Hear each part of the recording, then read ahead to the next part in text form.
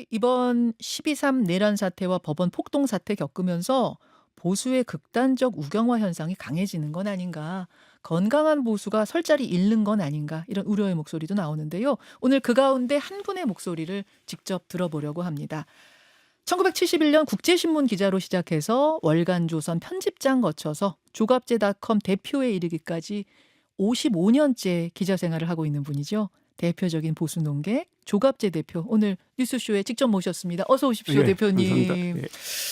자, 보수 진영을 상징하는 대표 논객으로서 윤석열 대통령에 대해서 어떻게 평가하시는가? 이 질문부터 드리지 않을 수가 없네요. 요즘 일련의 사태 어떻게 보셨습니까? 윤석열 대통령은 보수를 참칭한 사람이지 보수가 아니죠.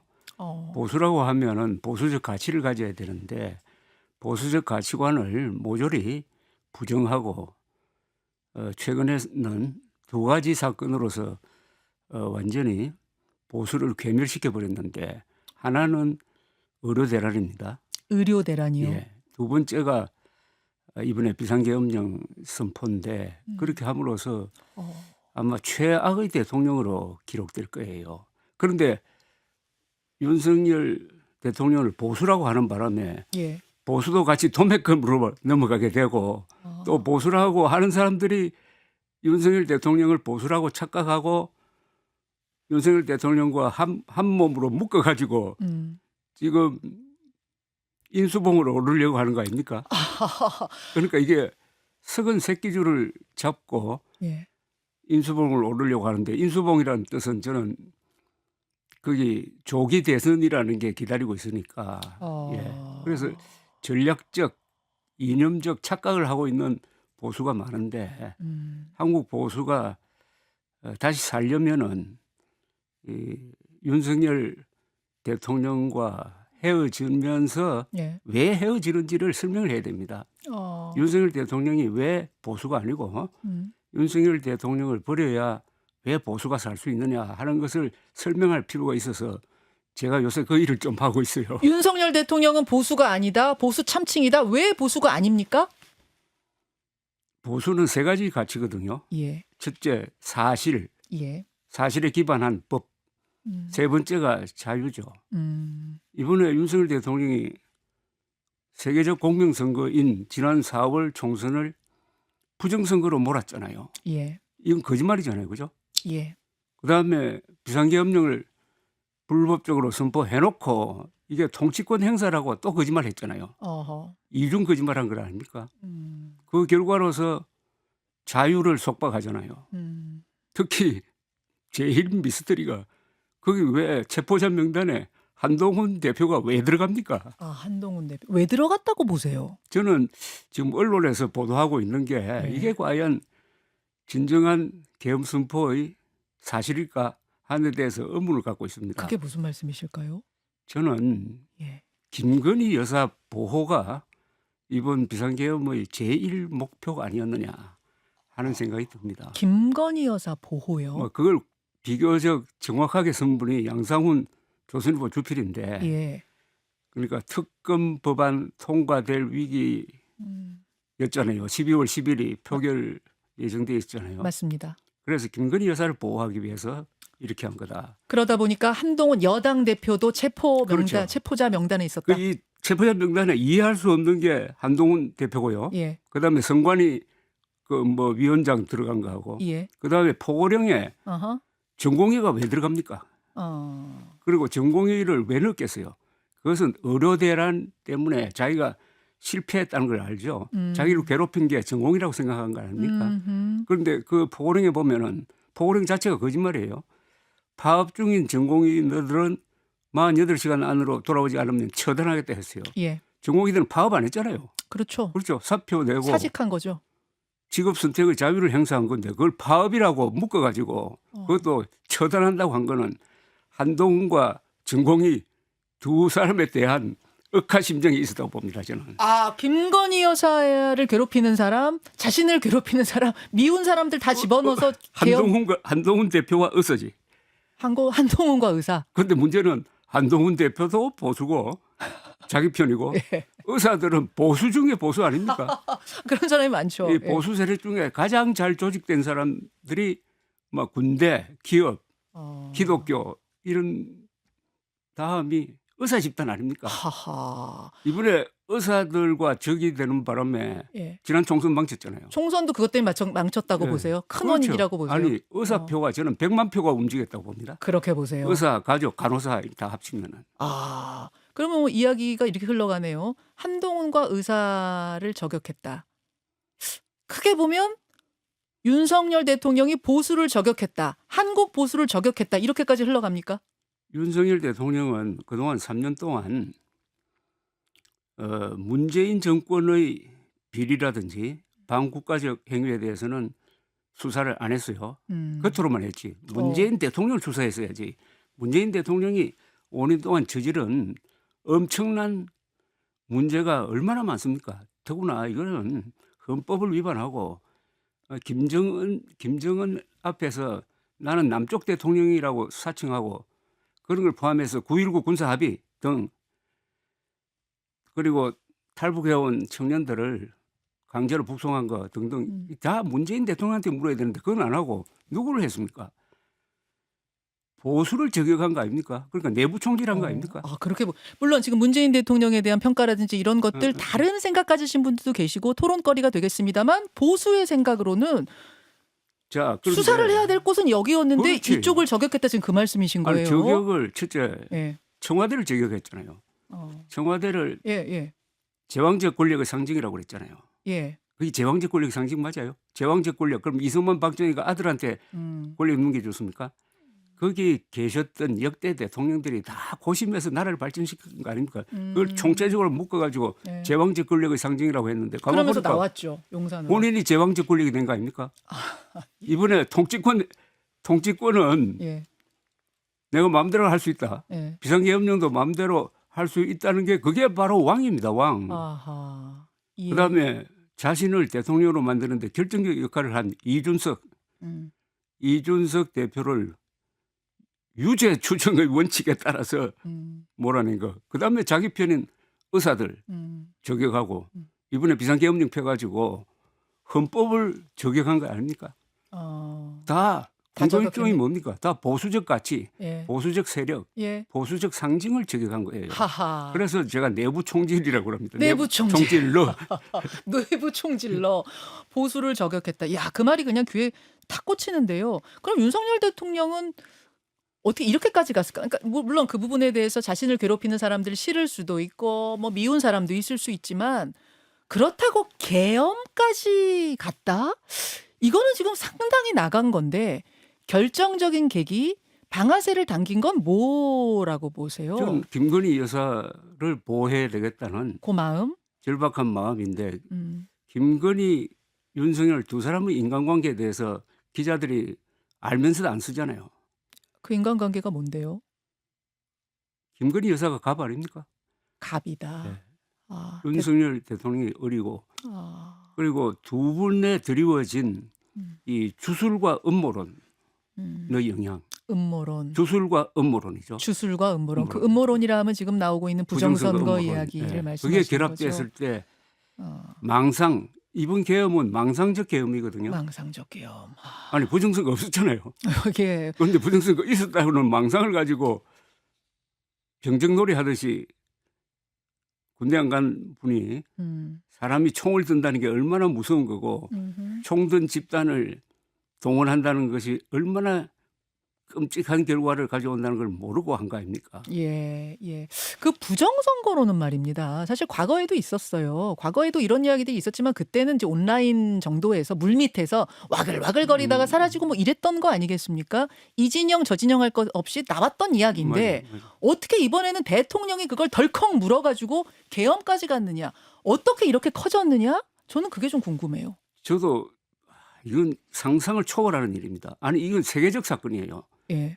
세계에서 가장 공정한 선거 관리를 하는 나라가 한국 아닙니까? 그죠? 그렇죠. 지난 선거관리가 만들어진 역사가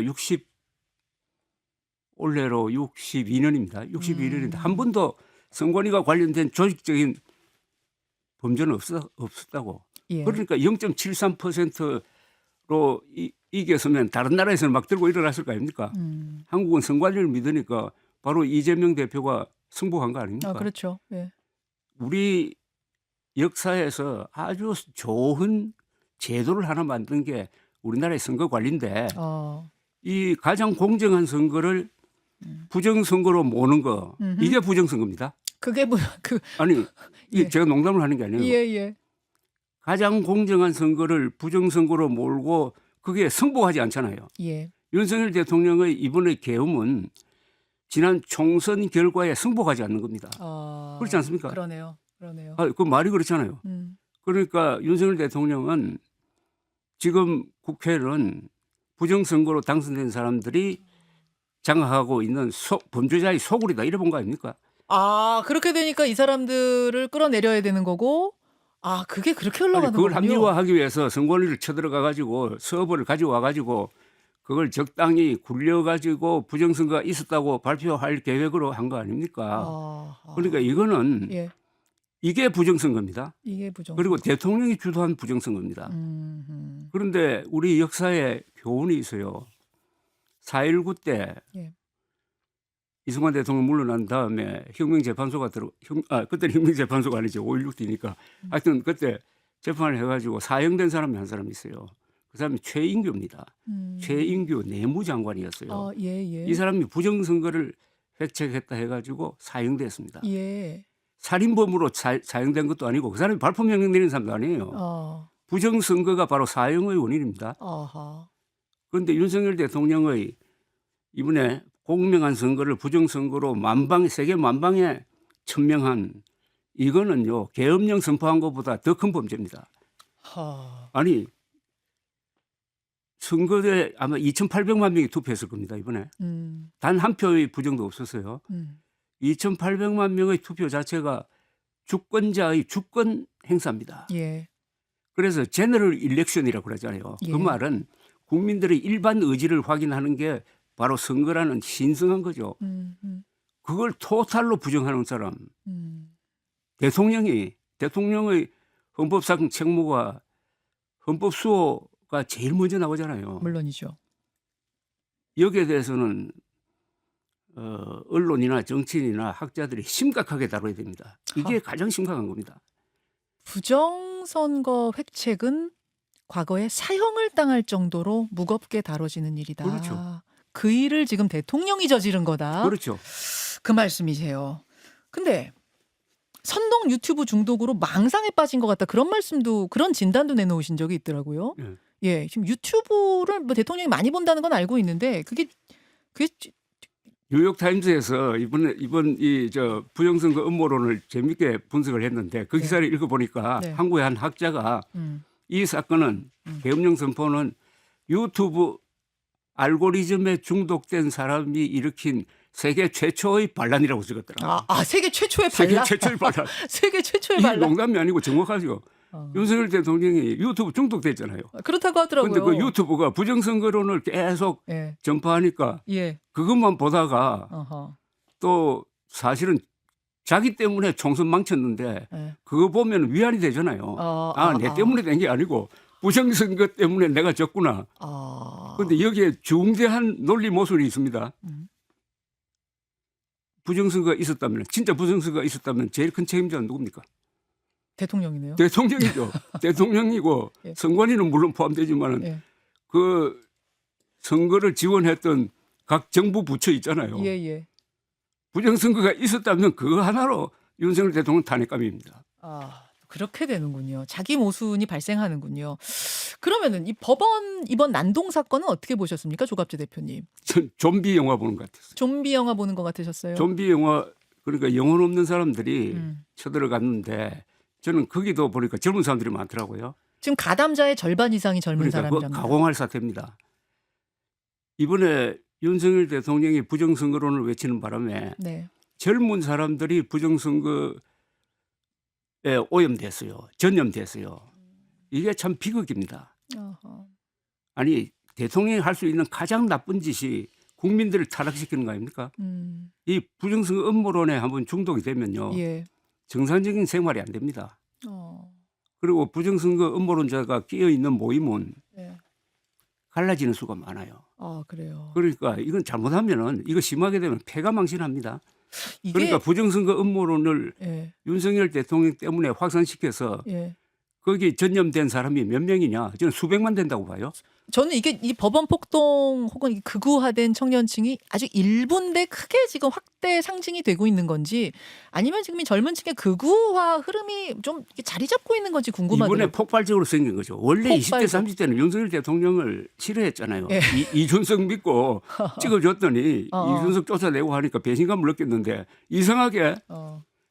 2030이 또 유튜브를 많이 보고 예. 그리고 2030이 반중 정서가 강해요. 아. 또 윤석열 대통령이 마치 부정선거의 배후에 중국이 있는 것처럼 예. 그렇게 이야기한 것도 또 먹히 들고 해가지고 그러니까 한번 보십시오. 한 지도자가 예. 국민들을 깨우치는 거 가장 위대한 지도자거든요. 그 역할을 한 사람이 이승만, 박정희 두 사람입니다. 아, 그렇게 보고 두 계시죠. 사람은 위대한 교사인데 윤석열 대통령은 멀쩡한 국민들을 부정선거 음모론자로 만들고 있잖아요. 대통령이 할 수 있는 최악의 범죄 아닙니까? 어허. 알겠습니다. 알겠습니다. 조금만 정리를 해보자면 대통령 지금 윤석열 대통령이 저지른 짓 좀 최악이라고 보고 계시는 것 같고 그 트리거가 된 건 김건희 여사 보호 그리고 유튜브가 심어준 중독. 망상 알고리즘 중독.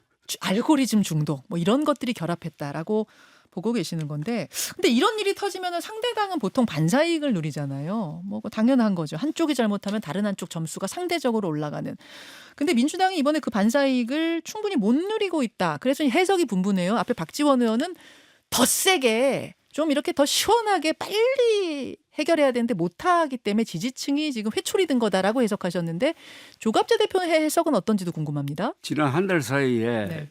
윤석열 대통령 지지율, 국민의힘 지지율이 바닥에서 상당히 올라갔잖아요. 그죠? 예. 이런 단기간의 변화는 아주 드문 현상입니다. 이런 거는 이론적으로 되는 게 아니고 이성적으로 되는 게 아니고 감정적 반응입니다. 그럼 보수층의 감정적 반응은 뭐냐 하면 두 가지죠. 하나는 윤석열 대통령에 대한 동정심입니다. 어떻게 대통령을 출국 금지시키고 체포영장 구속할 수 있느냐. 현직 대통령인데 더구나 또 헌법재판소의 심리가 진행 중인데 기다려줄 수 없느냐 하는 그런 생각. 동정론. 예, 저도 그 생각입니다. 그런 네. 생각. 그다음에 반면에 이재명 민주당이 하고 있는 점령군 행세 그리고 특히 한덕수 권한대행까지 탄핵시키는 거. 그러니까 윤석열 대통령에 대한 동정심과 이재명 민주당에 대한 반감이 결합돼 버린 거 아닙니까? 결합돼 버린 게 아니냐. 그러니까 대폭발한 거예요. 자, 이렇게 되면 자연스럽게 이제 조기 대선 얘기로 넘어가는데요. 요 이야기는 라디오는 여기서 마치고 유튜브로 조금만 더 이어가 보도록 하겠습니다. 대표님 잠시만요. 고맙습니다.